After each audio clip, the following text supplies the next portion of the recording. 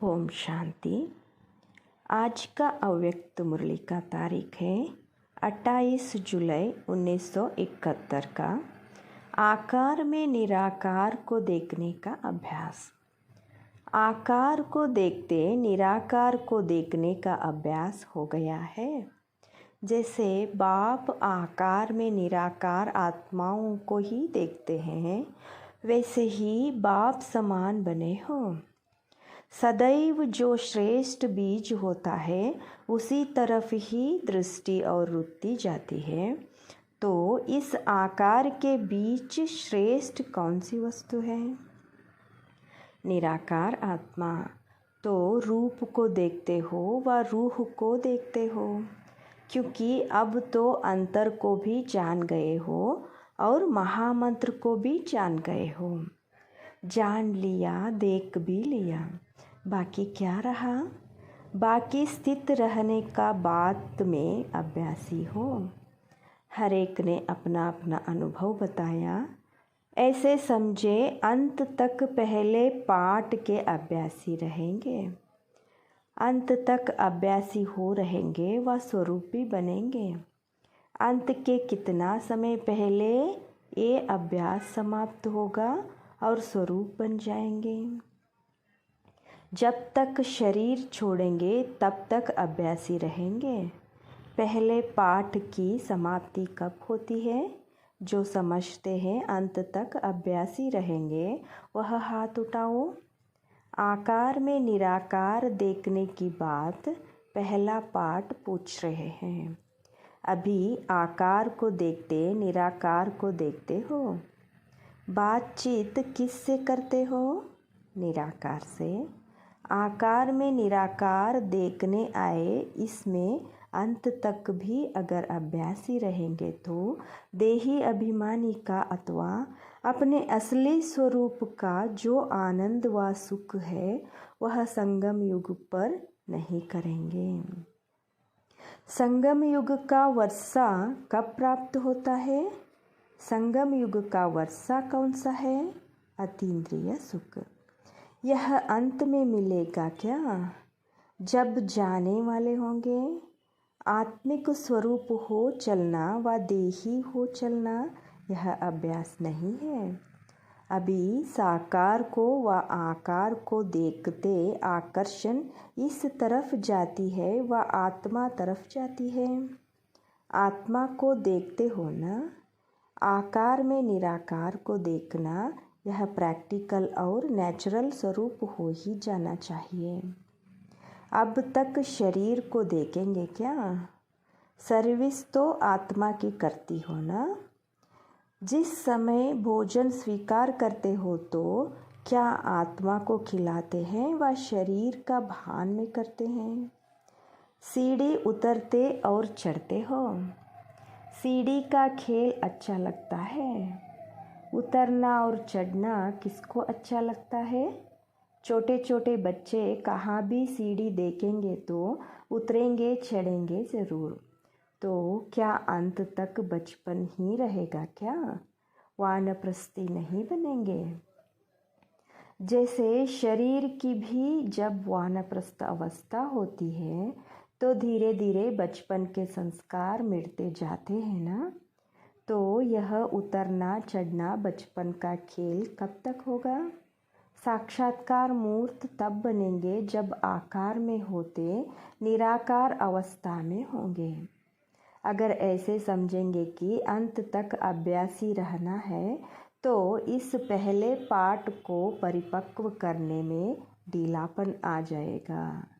फिर निरंतर सहज याद व स्वरूप की स्थिति की सफलता को देखेंगे नहीं। शरीर छोड़ेंगे तब सफल होंगे, लेकिन नहीं, यह आत्मिक स्वरूप का अनुभव अंत के पहले ही करना है। जैसे अनेक जन्म अपनी देह के स्वरूप की स्मृति नेचुरल रही है, वैसे ही अपनी असली स्वरूप की स्मृति का अनुभव भी थोड़ा समय भी नहीं करेंगे क्या? यह होना चाहिए। यह पहला पार्ट कंप्लीट हो ही जाएगा। इस आत्म अभिमानी की स्थिति में ही सर्व आत्माओं को साक्षात्कार कराने के निमित्त बनेंगे।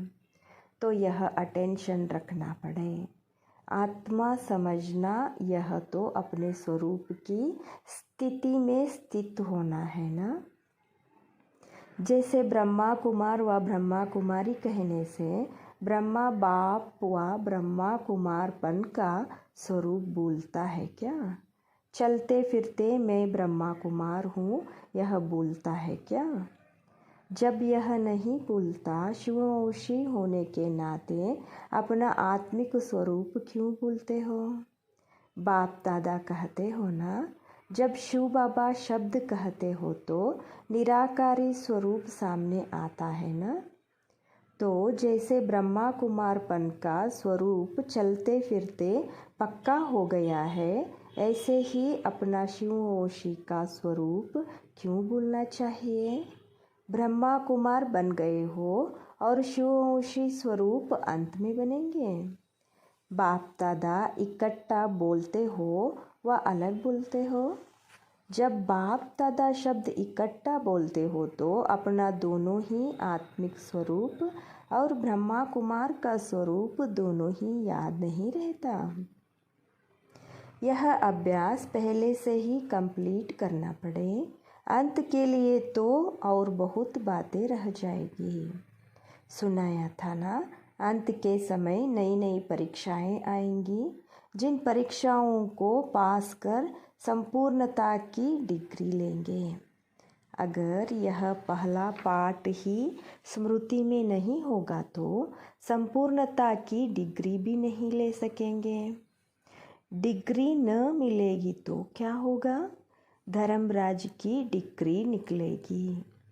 तो यह अभ्यास बहुत पक्का करो। जैसे पहला विकार एकदम संकल्प रूप से भी निकालने का निश्चय किया तो उसमें विजयी मेजॉरिटी बने हैं ना। अपनी प्रतिज्ञा के ऊपर मदार है। जिस बात की फोर्स से प्रतिज्ञा करते हो तो वह प्रतिज्ञा प्रैक्टिकल रूप ले लेती है। अगर समझते हो यह अंत का कोर्स है तो फिर रिजल्ट क्या होती है? प्रैक्टिकल नहीं होती है, प्रैक्टिस ही रह जाती है। यह बातें तो पहले क्रॉस करनी है। अगर अंत तक क्रॉस करेंगे तो कंप्लीट अतीन्द्रिय सुख का वर्षा कब प्राप्त करेंगे? कई बातें ऐसी है जिसमें हर एक ने अपनी अपनी यथाशक्ति क्रॉस करके प्रैक्टिस के बजाय प्रैक्टिकल में लाया है। कोई किस बात में, कोई किस बात में। जैसे लौकिक देह के संबंध की बात कोई प्रैक्टिस में है, कोई प्रैक्टिकल में। एक ही अलौकिक पारलौकिक संबंध के अनुभव में है। स्वप्न में भी कभी संकल्प रूप में देह की संबंधी तरफ वृत्ति और दृष्टि न जाए। इसमें पांडवों को भी क्रॉस करना है। लौकिक को अलौकिक में परिवर्तन करने की स्मृति आती है तो वह हुआ कल्याणार्थ। आप तो मधुबन बट्टी में रहने वाले हो ना, तो पहली सीढ़ी पास होनी चाहिए ना। जो 1 सेकेंड पहले नहीं था वह क्या अब के सेकेंड में नहीं हो सकते हो? मधुबन के पांडव हैं, यूनिवर्सिटी के स्टूडेंट हैं, कोई छोटी गीता पाठशाला के स्टूडेंट नहीं हैं। तो इन्हों को कितना नशा रहना चाहिए? इन्हों की पढ़ाई कितनी ऊंची है? ऐसी कमाल करके दिखाना जो 1 सेकेंड पहले आप लोगों से ना उम्मीद रखे वह दूसरे सेकेंड सभी उम्मीदवार बन जाए। महावीर सेना ने क्या किया? सारी लंका को जब जला दिया तो सीढ़ी नहीं पास कर सकते हैं। पहली सीढ़ी तो बताई, दूसरी सीढ़ी है कर्मेंद्रियों पर विजय, तीसरी है व्यर्थ संकल्प और विकल्पों के ऊपर विजय, यह है लास्ट। लेकिन दूसरे को भी क्रॉस कर लेना चाहिए। उमंग उत्साह से कह सको कि हाँ, हम फुल पास हैं। दूसरी सीढ़ी तो बहुत सहज है। जब मर्जीवा बन गए तो यह पुरानी कर्मेंद्रियों की आकर्षण क्यों? मर्जीवा बने तो ख़त्म हो गए ना। जैसे जन्मपत्री बतलाते हैं, फलाने का इस आयु तक शरीर है, फिर खलास।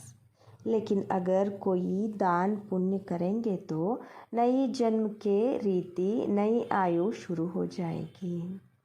तो ऐसे मर्जीवा बने अर्थात सब तरफ से मर चुके ना। पुरानी आयु समाप्त हुई, अभी तो नया जन्म हुआ, उसमें हुए ब्रह्मा कुमार ब्रह्मा कुमारियाँ। तो ब्रह्मा कुमार ब्रह्मा कुमारियों की कर्मेंद्रियों पर विजय न हो, यह हो सकता है क्या? पिछला हिसाब है तो चुकतू हुआ।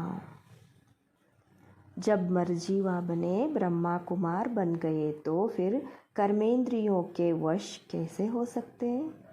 ब्रह्मा कुमार के नए जीवन में कर्मेंद्रियों के वश होने क्या चीज़ होती है, इस नॉलेज से भी परे हो जाते।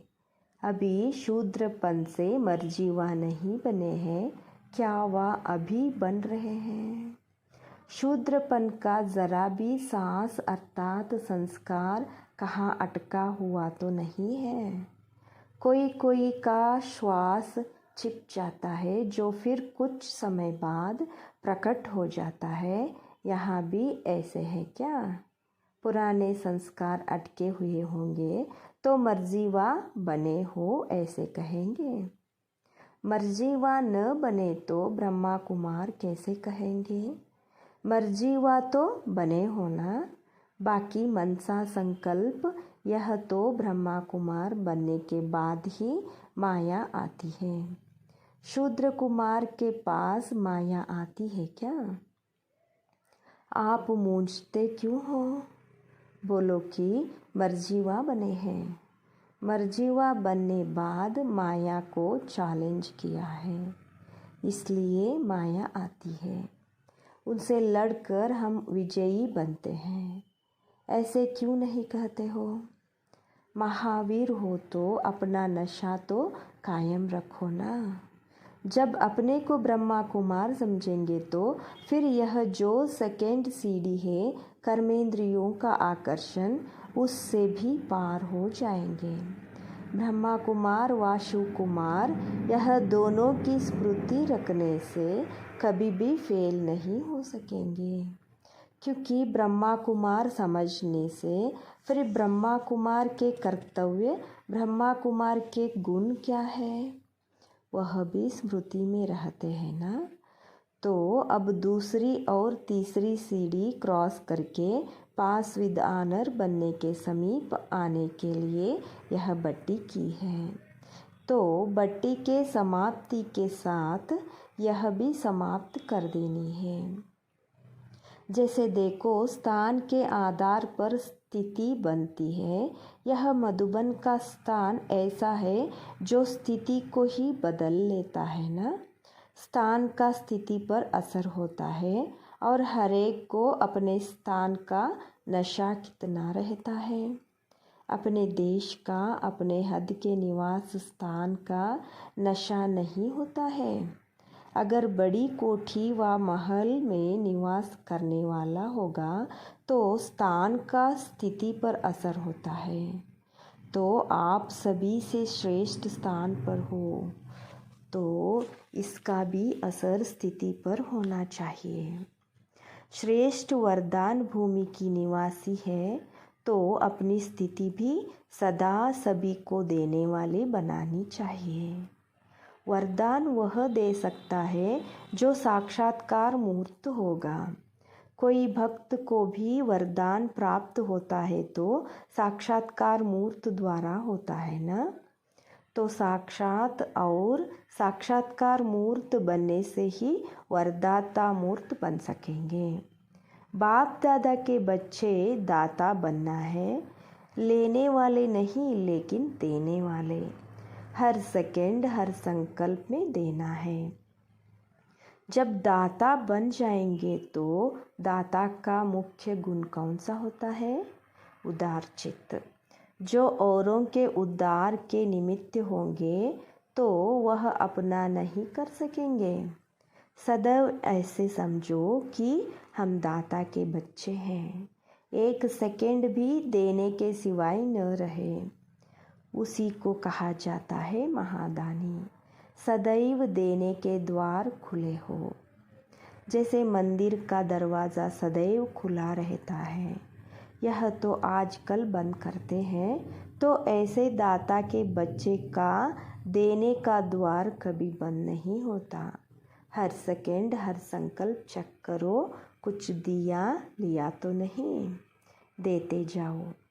लेना है बाप से, वह तो ले ही लिया, अब देना है। लेने का कुछ रहा है क्या? सभी कुछ जो लेना था वह ले लिया, बाकी रह गया देना। जितना जितना देने में बिजी होंगे तो वह बातें जिसको क्रॉस करना मुश्किल लगता है वह बहुत सहज हो जाएंगी। क्योंकि महादानी बनने से महान शक्ति की प्राप्ति स्वतः होती है। तो यह कार्य तो अच्छा है ना? देने के लिए तो भंडारा भरपूर है ना? इसमें फुल पास है। जिसमें फुल पास हो उसको राइट लगाते जाओ। जिसमें समझते हो फुल पास होना है तो बट्टी से फुल पास हो निकलना। जितना दाता बनते हैं उतना बढ़ता भी जाता है। भंडारा भरपूर है तो क्यों न दाता बने? इसको ही कहा जाता है निरंतर रूहानी सेवाधारी। तो इस भट्टी से निरंतर रूहानी सेवाधारी हो निकलना। जब तक त्याग नहीं तब तक सेवाधारी हो नहीं सकेंगे। सेवाधारी बनने से त्याग सहज और स्वतः हो जाएगा। सदैव अपने को बिजी रखने का यही तरीका है। संकल्प से, बुद्धि से, चाहे स्थूल कर्मना से जितना फ्री रहते हो उतना ही माया चांस लेती है। अगर स्थूल और सूक्ष्म दोनों ही रूप से अपने को सदैव बिजी रखो तो माया को चांस नहीं मिलेगा। जिस दिन स्थूल कार्य भी रुचि से करते हो उस दिन की चेकिंग करो तो माया नहीं आएगी। अगर देवता होकर किया तो, अगर मनुष्य होकर किया फिर तो चांस दिया।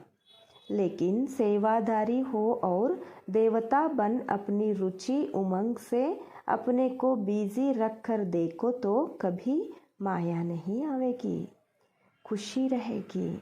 खुशी के कारण माया साहस नहीं रखती सामना करने का।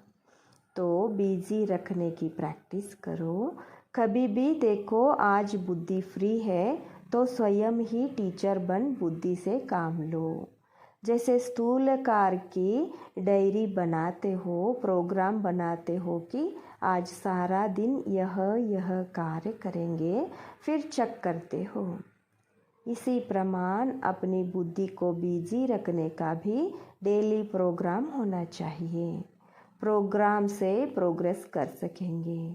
अगर प्रोग्राम नहीं होता है तो कोई भी कार्य समय पर सफल नहीं होता। डेली डायरी होनी चाहिए।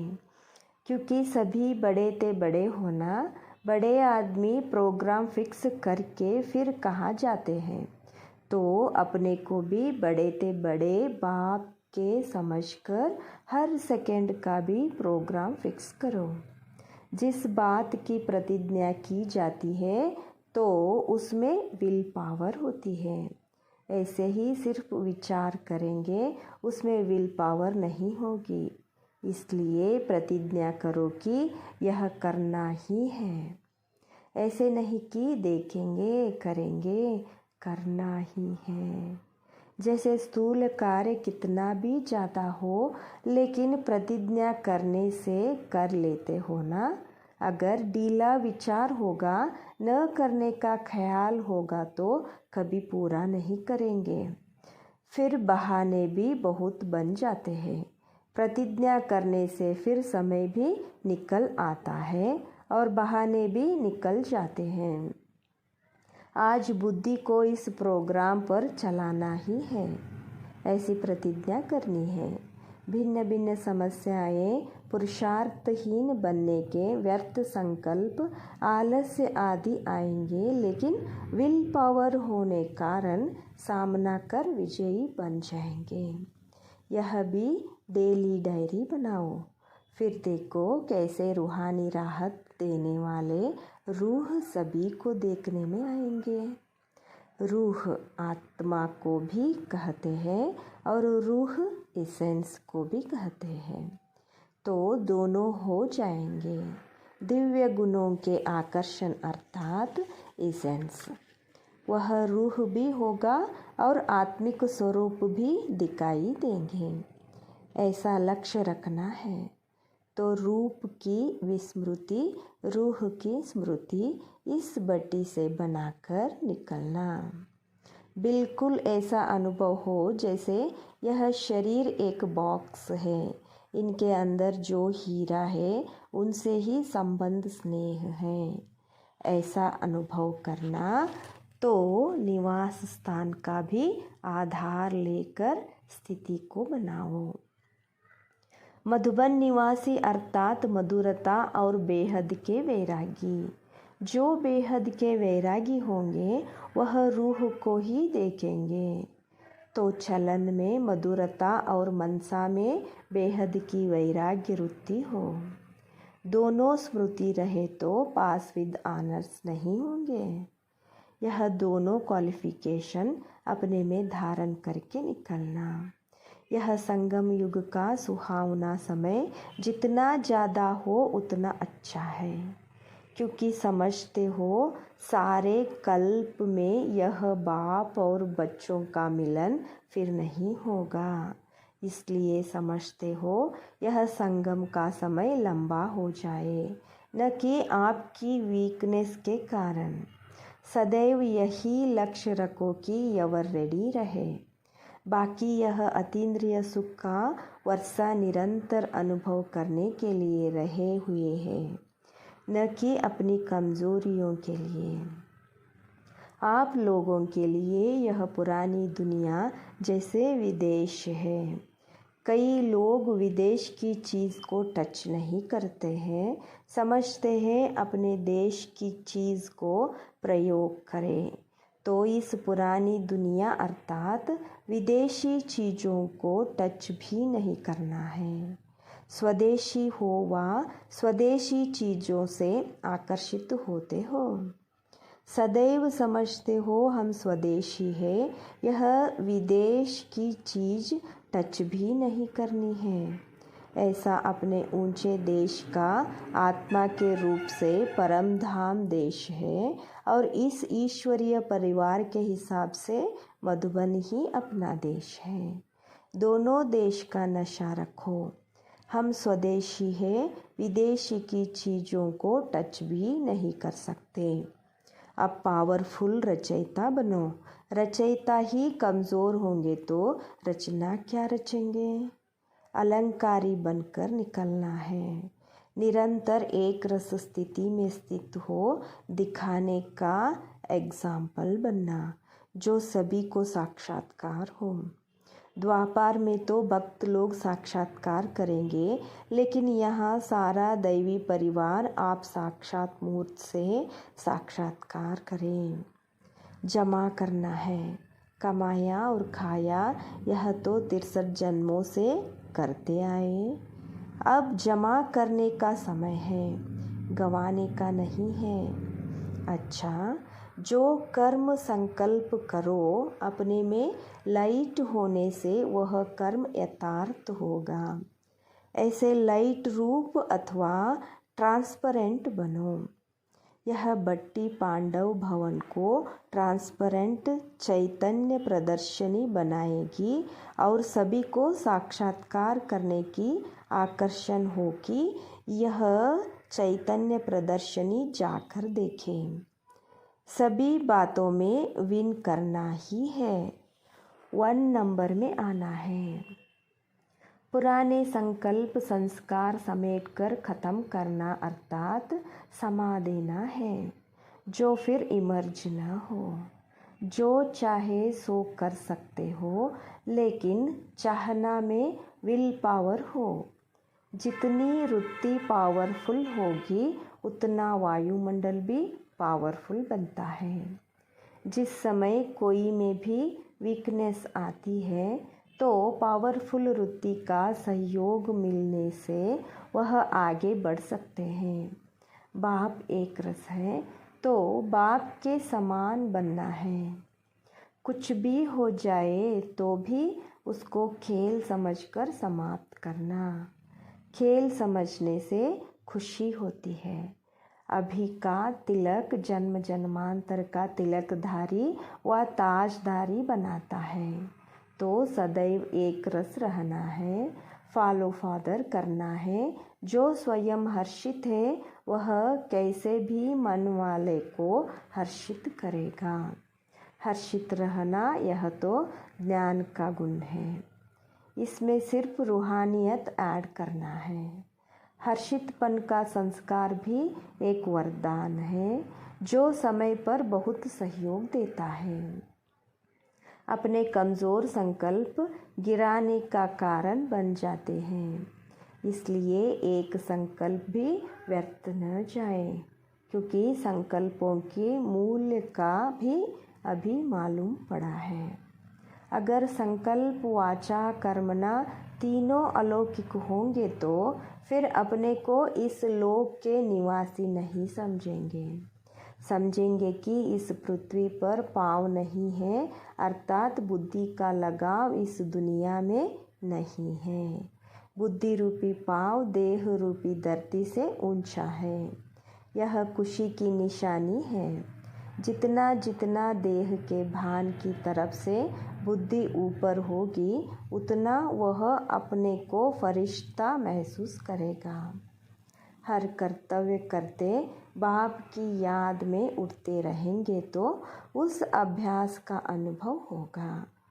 स्थिति ऐसी हो जैसे कि उड़ रहे हैं। अच्छा, ओम शांति। बहुत बहुत धन्यवाद बाबा।